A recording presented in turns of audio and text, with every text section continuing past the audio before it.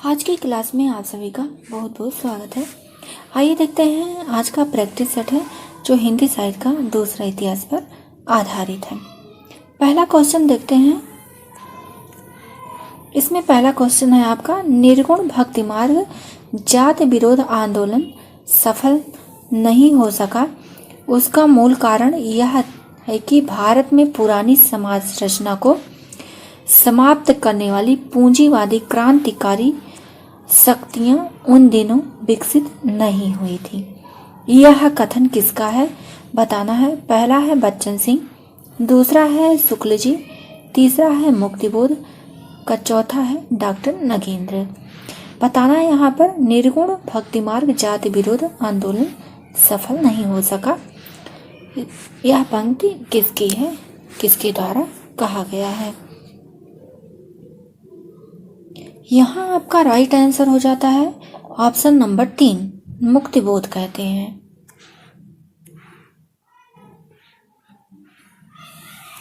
आगे देखते हैं।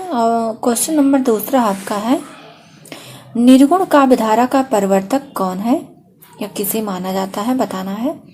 पहला है जायसी, दूसरा है आपका कबीरदास, तीसरा रैदास, चौथा है ऑप्शन सूरदास। बताना है इसमें आपका राइट आंसर क्या होगा। निर्गुण काव्यधारा का प्रवर्तक यहाँ आपका राइट आंसर हो जाता है कबीरदास। कबीरदास जी निर्गुण काव्यधारा का इनको प्रवर्तक माना जाता है, कबीरदास जी को। आगे देखते हैं क्वेश्चन नंबर 3, वारकरी संप्रदाय के भक्तों को किस नाम से संबोधित किया जाता था। यह बताना है, इम्पोर्टेंट है, नोट कर लीजिए, इम्पोर्टेंट क्वेश्चन है ये। पहला है नाथ के नाम से, दूसरा है यहाँ पर संत शब्द से, या तीसरा है सिद्ध से, या चौथा है सूफी के नाम से। जो वारकरी संप्रदाय के भक्तजन थे उनको किस नाम से संबोधित किया जाता था, यह बताना है आप सबको।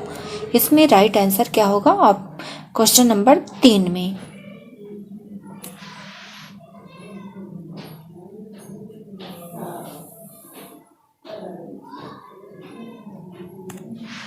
यहाँ राइट आंसर हो जाता है ऑप्शन नंबर 2 का संत शब्द से।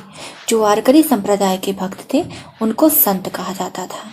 ये नोट करते हुए चलिए, इम्पोर्टेंट है ये। देखते हैं क्वेश्चन नंबर 4 है, हिंदी भक्ति काव्य का प्रथम क्रांतिकारी पुरस्कर्ता किसे माना जाता है बताना है। इसमें पहला है तुलसीदास, दूसरा है सूरदास, तीसरा है आपका कबीरदास और चौथा है जायसी। इसमें बताना है आप सबको भक्ति काव्य का प्रथम क्रांतिकारी पुरस्कर्ता किसे कहा जाता है या किसे माना जाता है। यहाँ आप सबको राइट आंसर देना है। यह राइट आंसर क्या होगा। यहाँ आपका राइट आंसर हो जाता है, आपके जो प्रथम क्रांतिकारी पुरस्कर्ता थे भक्ति काव्य के, ये थे आपके कबीरदास। क्योंकि इन्होंने जो समाज के अंदर जाति व्यवस्था, वर्ण व्यवस्था की बुराई थी, इसको दूर करने का इन्होंने अथक प्रयास किया। इन्होंने अनेक कटाक्ष भी ब्राह्मणों के प्रति और मुसलमानों के प्रति, दोनों हिंदू और मुसलमान दोनों के प्रति इन्होंने कटाक्ष किया है। आगे देखते हैं क्वेश्चन नंबर 5 है आपका, पंचसखा संप्रदाय कहाँ से संबंधित है बताना है। पहला है महाराष्ट्र, दूसरा है उड़ीसा, तीसरा है बिहार, चौथा है आसाम। इसमें बताना है आप सबको राइट आंसर क्या होगा। आप अपने नोटबुक में नोट करते हुए चलिए। ये सारे क्वेश्चन आपके हिंदी साहित्य का दूसरा इतिहास जो कि बच्चन सिंह का है उसी से लिया गया है। एक क्वेश्चन आपका एक क्वेश्चन इसी बुक से लिया गया है इस प्रैक्टिस सेट में। तो आप लोग जब नोट करते चलेंगे तो सही रहेगा। आइए देखते हैं, आपका यहाँ पर राइट आंसर हो जाता है उड़ीसा। जो पंचसखा संप्रदाय था यह उड़ीसा से संबंधित था। आगे देखते हैं क्वेश्चन नंबर 6 क्या कह रहा है, वह एक ऐसे धर्म की स्थापना करना चाहते थे जिसमें न कोई हिंदू हो, न मुसलमान, न कोई मौलवी हो, न पुरोहित, न कोई सिख हो, न ब्राह्मण, सब मनुष्य हों। यह बच्चन सिंह का यह कथन किस कवि के बारे में है बताना है आपको। यहाँ ऑप्शन हो जाता है आपका, पहला है तुलसीदास जी के बारे में, दूसरा है रैदास, तीसरा है चैतन्य महाप्रभु, चौथा है आपका कबीरदास जी के बारे में। इसमें आपको देना है राइट आंसर क्या होगा कि वह एक ऐसे धर्म की स्थापना करना चाहते थे जिसमें न कोई हिंदू हो, न मुसलमान, न कोई मौलवी हो, न पुरोहित, न कोई सिख हो, न ब्राह्मण, सब मनुष्य हों। उनका एक लक्ष्य था कि यहाँ कोई भी जाति व्यवस्था ना हो, सब मानवता के लिए काम करें। यहाँ पर आपका राइट आंसर क्या होगा बताना है। यहाँ हो जाता है आपका राइट आंसर कबीरदास। ये इनको समाज सुधारक के रूप में भी जाना जाता है।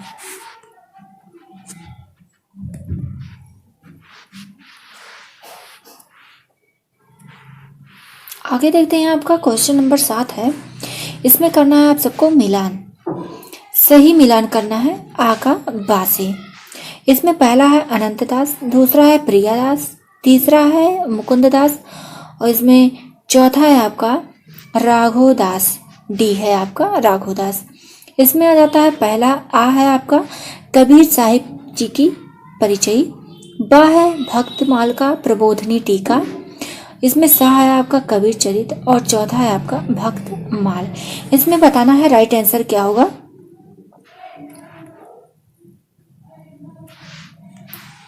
इसमें आपका 3 ही ऑप्शन है, बताना है 3 ही में। बताइए पहला है, दूसरा, तीसरा, मिलान करके बताना है इसमें राइट आंसर क्या होगा।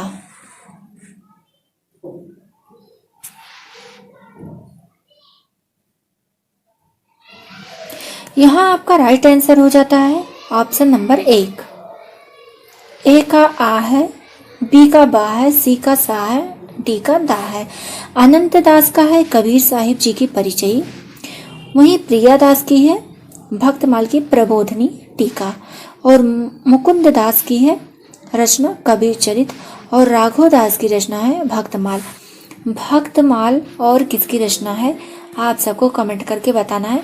बहुत ही फेमस ये क्वेश्चन है और इसके राइटर हैं, आपको बताना है।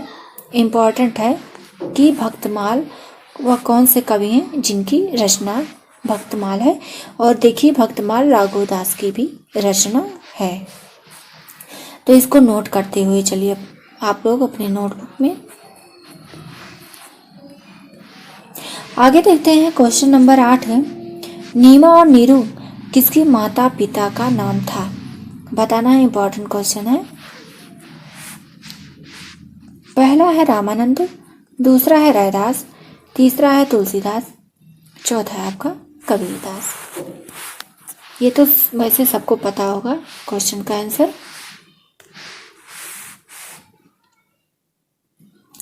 यहाँ राइट आंसर हो जाता है कबीरदास। इनकी माता का नाम था नीमा और इनके पिता थे नीरू, जो कि एक जुलाहा थे। जुलाहा जो व्यक्ति हिंदुओं मुसलमानों को धर्मनिरपेक्ष मानवीय समता का पाठ पढ़ाता रहा, उसी के शव को लेकर हिंदू मुसलमान झगड़ बैठे। कबीर के विषय में यह कथन किसका है बताना है। इम्पोर्टेंट कथन है, आप लोग अपने नोटबुक में नोट करते हुए चलिए। यहाँ राइट आंसर क्या होगा बताना है आप सबको। यहाँ राइट आंसर हो जाता है आपका बच्चन सिंह। यह कथन कबीरदास जी के बारे में बच्चन सिंह कहते हैं। जो व्यक्ति हिंदुओं मुसलमानों को धर्मनिरपेक्ष मानवीय समता का पाठ पढ़ाता रहा, उसी के शव को लेकर हिंदू मुसलमान झगड़ बैठे। जब कबीरदास की मृत्यु हुई थी तो मुसलमान कह रहे थे कि यह हमारे धर्म संप्रदाय के हैं, हिंदू कह रहे थे हमारे धर्म संप्रदाय के हैं। और जो कबीर थे वो हमेशा एक समाज सुधारक के रूप में उभर कर आए। ये ऐसे कवि थे, ऐसे संत थे, निर्गुण संत इनको कहा जाता है, निर्गुण काव्यधारा के थे ये। ऐसे संत थे जो समाज में वर्ण व्यवस्था थी, जो जाति व्यवस्था थी, उसको खत्म करने के लिए इन्होंने पूरा जीवन अपना लगा दिया। कबीरदास जी, जब इनकी मृत्यु होती है तो वही हिंदू वही मुसलमान इनके शव को लेकर लड़ने लगते हैं कि हिंदू कहता है कि इनको जलाया जाएगा और मुसलमान कहता है कि इनको दफनाया जाएगा। तो ये बहुत इंपॉर्टेंट कथन है, आप लोग नोट करते चलिए। आगे देखते हैं क्वेश्चन नंबर 10। आध्यात्मिक पक्ष में निसंदेह बहुत ऊंचा भाव है, पर कबीरदास ने कुछ इस ढंग से उभर विशेष बताया है। कभी कभी वह आध्यात्मिक सत्य के अतिरिक्त एक सामाजिक सत्य की ओर इशारा कर रहे हैं। कबीरदास जी के विषय में यह कथन किस आलोचक का है, आप लोग को बताना है। इम्पोर्टेंट कथन है, आप लोग नोट बुक में नोट कर लीजिए अपने, और भूलना नहीं है इसको। यहाँ आपका हो जाता है राइट आंसर हजारी प्रसाद द्विवेदी। इन्होंने कहा है आध्यात्मिक पक्ष में निसंदेह बहुत ऊंचा भाव है। कबीरदास ने कुछ इस ढंग से, यहाँ उभय कर लीजिएगा, उभय विशेष बताया है कि कभी कभी वह आध्यात्मिक सत्य के अतिरिक्त एक सामाजिक सत्य की ओर इशारा कर रही हैं। वही जो वर्ण व्यवस्था है उसको खत्म करना चाहते थे कि हम सिर्फ एक मानव जाति हैं, इसमें कोई न छोटा है न कोई बड़ा है। इन्होंने कटाक्ष भी किया है ब्राह्मणों के ऊपर, हिंदुओं के ऊपर और मुसलमानों के ऊपर। इनको जहां पर भी बुराइयां दिखी वहां पर इन्होंने अपनी बात कह दी है।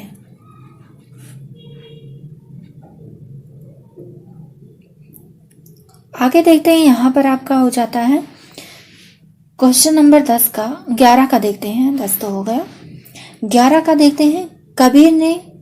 कबीर के दीक्षा गुरु कौन थे, बताना है। पहला वल्लभाचार्य, दूसरा है रामानंद, तीसरा है विठलनाथ, चौथा है आपका शंकराचार्य। इनके दीक्षा गुरु कौन थे, यहाँ बताना है।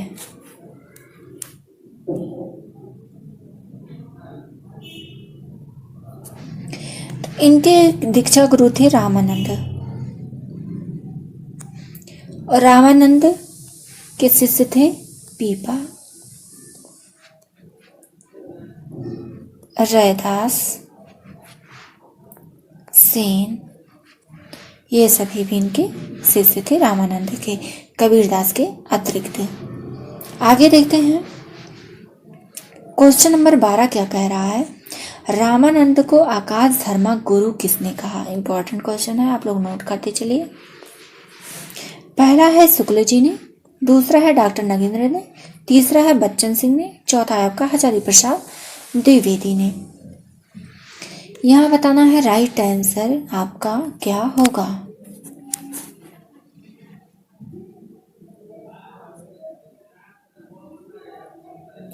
यहाँ आप सबका राइट आंसर हो जाता है हजारी प्रसाद द्विवेदी, ऑप्शन 4। इन्होंने रामानंद को आकाश धर्मा गुरु कहा। आगे देखते हैं, आपका है क्वेश्चन नंबर 13 में है कबीर की वाणियों का सबसे पुराना नमूना किस ग्रंथ में है, बताना है। इंपॉर्टेंट क्वेश्चन है, आप लोग इसको नोट करते हुए चलिए। कबीर की वाणियों को सबसे पुराना नमूना किस ग्रंथ में है, किस ग्रंथ में इनका सबसे पुराना नमूना है। इसमें है सोहिला में है, दूसरा है आदि ग्रंथ में है, तीसरा है आपका गुरु ग्रंथ साहिब में है, चौथा है हरेठ वाणी में है। कबीर की जो वाणियां हैं जो सबसे पुरानी हैं कहाँ संकलित हैं,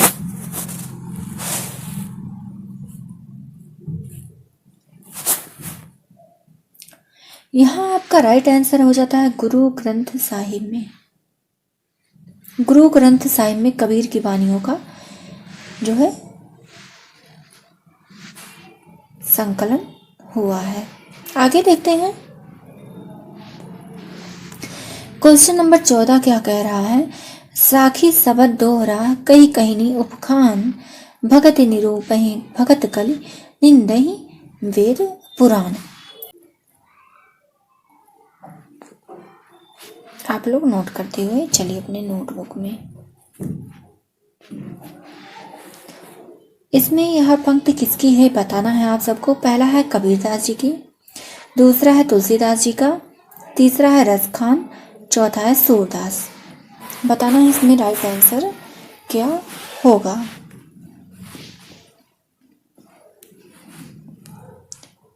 इसमें आपका राइट आंसर हो जाता है तुलसीदास।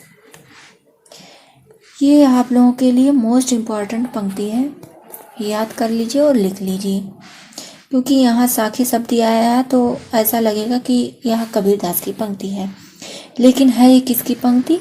तुलसीदास जी की। क्वेश्चन नंबर 15 देखते हैं। उनसे बड़ा मूर्ति भंजक जिसको कहा जाता है आइकोनोक्लास्ट, इतिहास में दूसरा नहीं है। वह दूसरों की ही मूर्तियां नहीं तोड़ते, अपनी मूर्ति भी तोड़ तोड़ कर गढ़ते हैं। कबीरदास के विषय में यह कथन किस आलोचक का है? बहुत ही अच्छा कथन है, बहुत ही इम्पोर्टेंट कथन है। आप लोग इसको नोट करते हुए चलिए। इसमें आपका है पहला ऑप्शन शुक्ल जी का कथन है, दूसरा है हजारी प्रसाद जी का कथन है, तीसरा है बच्चन सिंह का कथन है, चौथा है डॉक्टर नगेंद्र का कथन है। इसमें बताना है, बहुत ही इम्पोर्टेंट है यह कथन, अपनी मूर्ति भी तोड़ तोड़ कर गढ़ते हैं। बताना है यह किसका कथन है कबीरदास जी के विषय में। यहाँ आपका राइट आंसर हो जाता है बच्चन सिंह।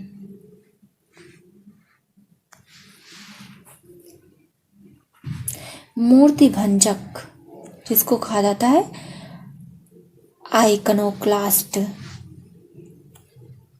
मूर्ति भंजक की जगह ये भी दे सकते हैं, इसको हटाकर यही दे दिए तो भी आपको बताना पड़ेगा कि यह कथन किसका है, तो इसको ध्यान दीजिएगा। मूर्ति भंजक आइकनोक्लास्ट। आज की क्लास बस यहीं तक, मिलते हैं अगली नई क्लास में। अगर यह वीडियो आप सबको पसंद आया हो तो कमेंट बॉक्स में ज़रूर बताएं, अपनी राय ज़रूर दें और कमेंट बॉक्स में अपना आंसर ज़रूर दें। अपने सभी साथी मित्रों को यह वीडियो शेयर कीजिए और सब्सक्राइब कीजिए इस चैनल को, और यहाँ से जुड़िए, आपको लाभ मिलेगा। यहाँ पर ये जो प्रैक्टिस सेट चल रहा है आपका है, ये प्रैक्टिस सेट केवल